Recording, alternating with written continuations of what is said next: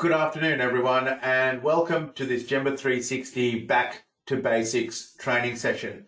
My name is Nihal Samara. I'm the General Counsel and Legal Director here at Kaizen Synergy Law Firm, and I'd like to welcome you all to today's session. Today's session focuses on risk management and what you need to know from setting up an incident reporting form.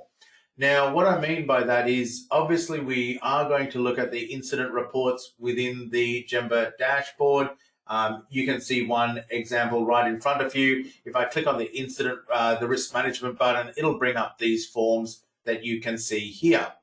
One of those is the notification of incident form, and you'd have one that looks like this.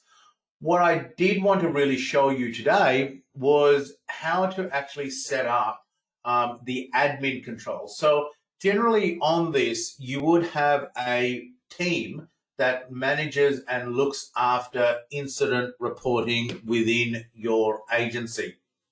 So that means that when a person goes in, what they should be seeing is not only their forms, but all the forms listed here. And I can see that I'm not currently listed on this form. So I'm going to go through this and show you on how you actually set this up within Gemba. And you can only do this if you're an admin user.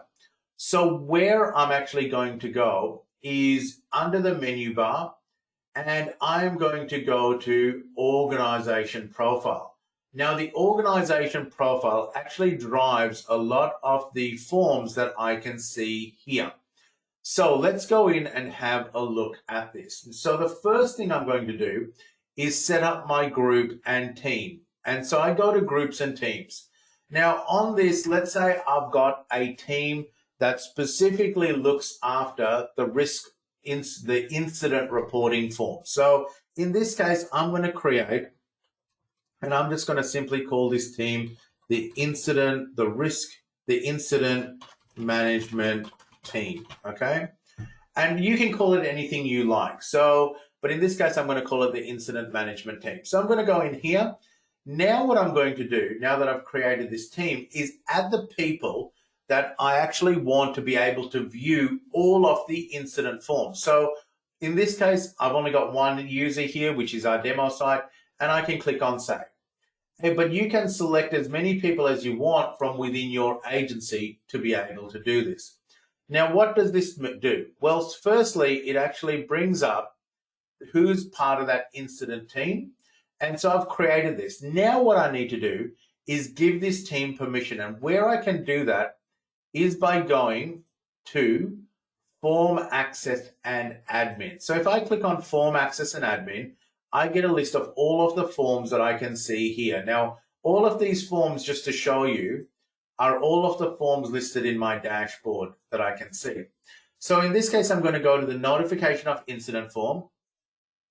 I'm going to select which is the team. Now, I've just created the incident management team.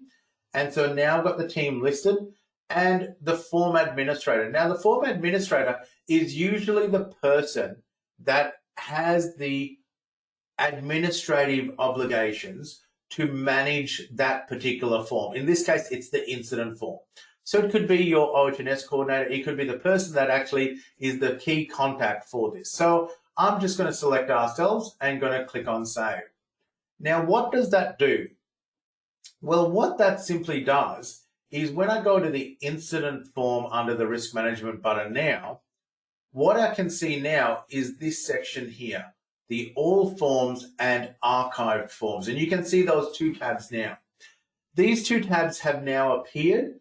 And what this allows me to do is to see who has access to these particular register forms. It also means that when a form is actually lodged within Gemba, whoever's listed within that incident reporting team is the one that primarily gets notified. The other people that get notified, if I scroll into this, is if I have an incident form, and when we're going to look at when and the how, is that if somebody completes this particular incident form and marks it as low, medium, high, or serious, whatever the notification is, then the risk team that I've just created, in this case, the incident team, will be the people that get automatically notified.